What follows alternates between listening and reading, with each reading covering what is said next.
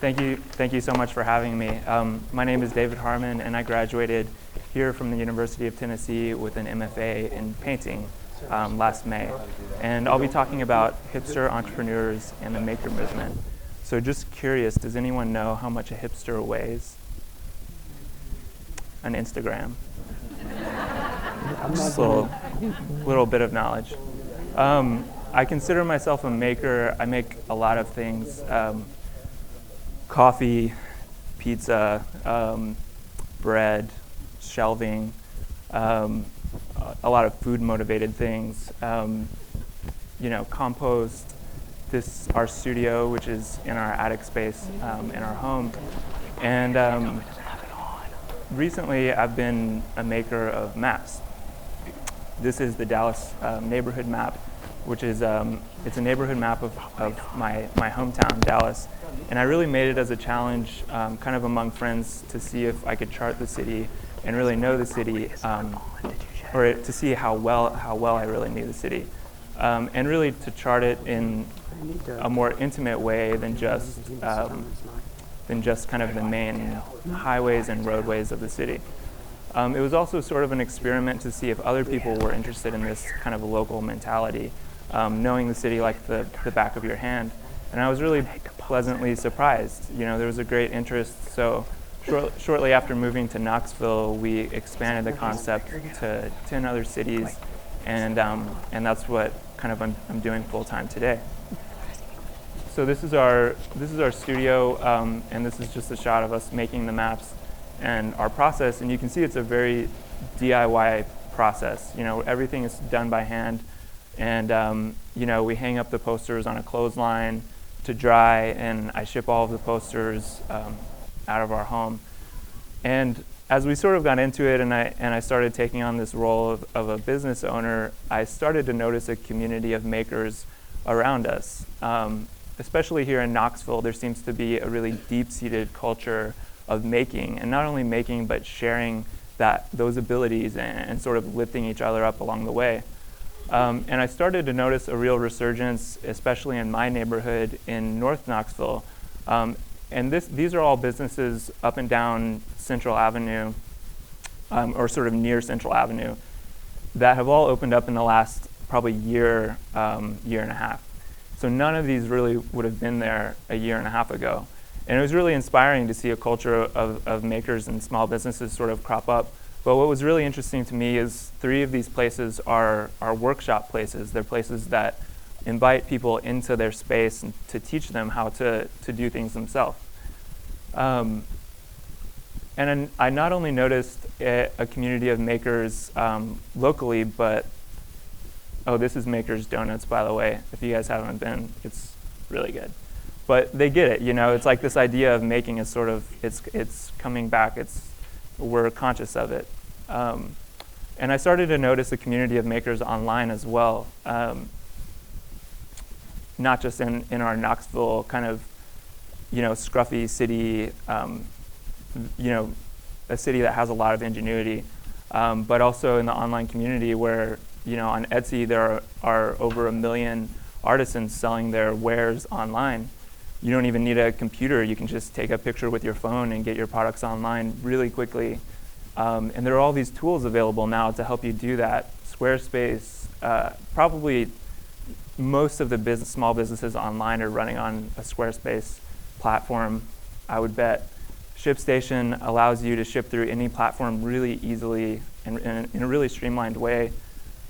Instagram, you don't even have to have a marketing budget anymore. You can just have an Instagram profile and garner thousands of followers. And Kickstarter, you can crowdsource. You can do crowdsource funding and get your footing under you before even starting. You can get sort of pre-market sales before your products even hit the shelf, which is unheard of. And the Square card reader, for example, I had when I started selling my maps at markets probably 5 years ago, and I don't think I would be here today without being able to do something as simple as take a credit card payment in person. So what is a maker? When I think of the maker movement, I think of 3D printers and people much smarter than me doing things with technology that I couldn't even access. This is the 3D printing of President Obama at the White House's first ever week of making this last year, which is really interesting. Or I think of something like a makerspace, which is sort of like a gym membership for your small business. It offers all of the tools kind of available to prototype quickly and to do small batch manufacturing. And I just realized there's a makerspace here in Knoxville. I think it's in Oak Ridge at the moment, but something is starting to brew along those lines. But the truth is, behind all of this equipment and all this technology, they're really just people with ideas that they're passionate about. And that's really what the maker movement is to me. It could be an amateur, a dabbler, or something really niche like an artisanal beard oil maker or a beekeeper or something along those lines. But ultimately, I think a maker is a problem solver. It's somebody who doesn't take the world as it's given. And sometimes we make for no reason at all, right? This is a cave painting that's 30,000 years old. And I think our hands are such a logical extension of our minds and sort of the way that we grapple and make sense of the world around us. I like to think of this as the first selfie. So how do we forget how to make? Obviously, if we have a name for it now, it's sort of responding to a lack at some point along the way. And I'm really drawing my main thoughts from these two thinkers. Tocqueville was a politician, philosopher who came to the United States in the mid-1800s, and he really just looked around. And he really noticed a trend towards two things in particular. He noticed a trend towards convenience and a trend towards the useful. So he noticed really early on that there was this movement away from things that were handmade and sort of towards this idea of specialization, which Wendell Berry, he's sort of a local philosopher, thinker, poet, writer, and he's still around today up in Kentucky. But he talked about this idea of specialization, which paints a picture of the modern man. And the modern man is one who specializes in one thing. He's really good at one thing, but not necessarily a lot of things. And he goes to a 9-to-5 job, most likely.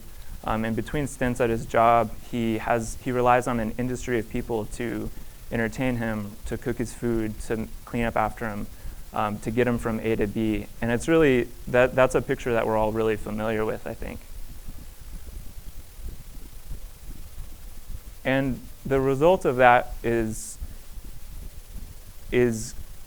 moving towards a more and more specific job, but also a job that's less and less satisfying. It's this idea that that we're moving farther and farther apart from each other, and becoming more and more kind of geared towards specialization. And I think that was really our parents' generation in a lot of ways. Our parents' generation, or at least my parents, really geared towards sticking to a job and following it through. And there's a lot of value in that. I really appreciate that about my parents' generation. But I think the recent recession really taught us that maybe those jobs aren't as reliable as we thought they were. And I think it caused us to do some soul searching and think about what we can really do ourselves and how we can sort of be more self-sufficient or provide for ourselves. And so I had this sort of epiphany when I made bread for the first time, because I was really tired of buying a $5 loaf of bread at the grocery store. And it's really just, it's flour and water and yeast. And so I tried to make it, and I realized, why is this not happening in every person's home? It's so easy to do. And I think we've gotten to a point where making is novel. Being able to do anything with our own hands is sort of a novel thing now. And I think we talk about it that way. So how do we learn how to make again? I think it's no secret that the technology that promised to bring us all together has really pushed us further and further apart in a lot of ways. We're we're more connected than ever, but we have fewer genuine interactions with people. So I think there was this strong push to get back towards kind of a local understanding of where your products come from, to know the person behind your products, and that really ties into the local movement and the farmers markets that have been resurfacing, I think, across the country. And really, we're gearing ourselves more towards knowing the ripple effects of our purchasing power, knowing who that supports and where that money is going. So there are all those great aspects for supporting local makers and local producers. But there are also the economic aspects, which are extremely advantageous. For every dollar spent, nearly twice as much of that money stays in the community than leaks out of the community if you spend that money locally, if you're supporting your local makers. So for example, if I spend $10 at Old City Java versus $10 at Starbucks, 7 of those dollars will stay in the community at Old City, as opposed to $4 at Starbucks. So there's sort of that whole aspect of the equation as well.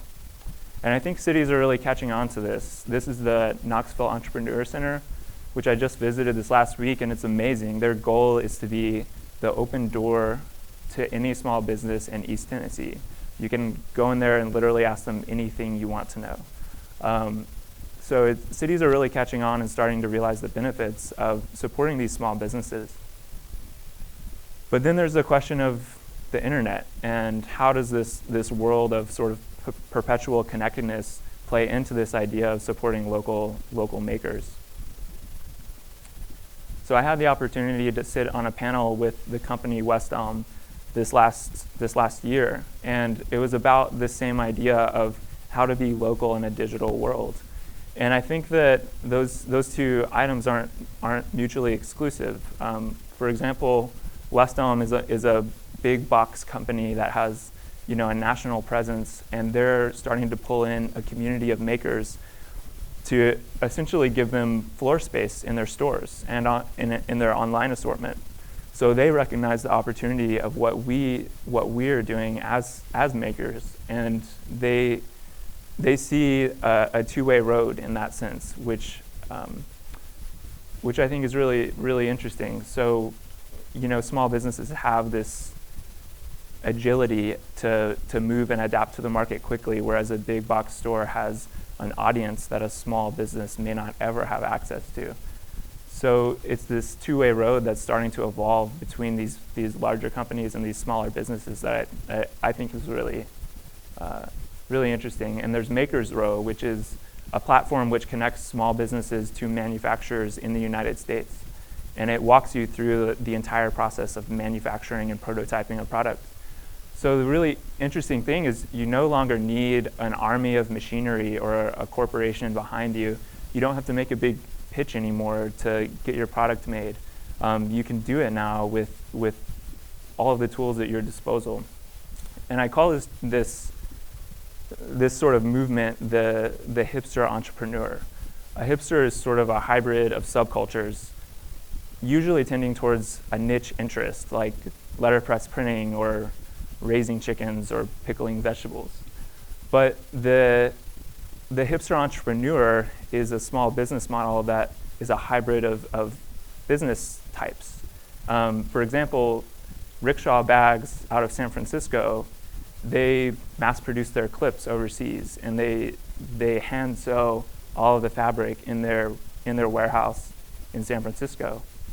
Their marketing campaign is almost completely Instagram based, and they crowdsourced their initial funding and investment through Kickstarter. So they had these pre-market sales, and they had a foundation to build on before they even got started.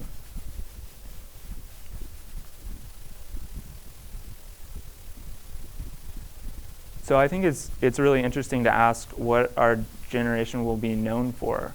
You have the 60s generation that was sort of about love and peace and acceptance, and the punk generation, which was sort of about angst and sticking it to the man, the slacker generation of the 80s and 90s. And I think that our generation is one of entrepreneurship. we know this idea of being self-made. We curate our world around us, which is really interesting if you think about social media and all of those things.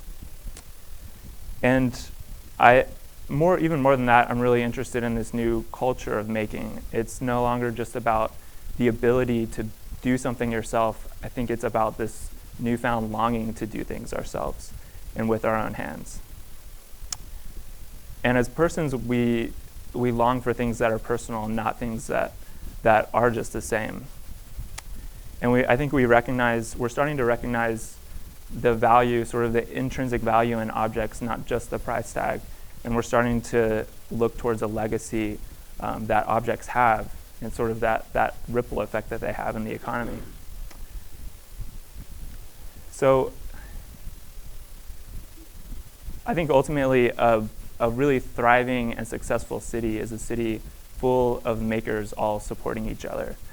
And you might be wondering, what if I don't make anything at all, right? There are plenty of industries that are much more important that don't quite involve that sort of hands-on experience, like I think education, caregiving, like the hospital industry, all of these things, a lot of academia. And I guess the point is that every industry has a craft, and I think it's about elevating the sense of craft and a community of craft along the way.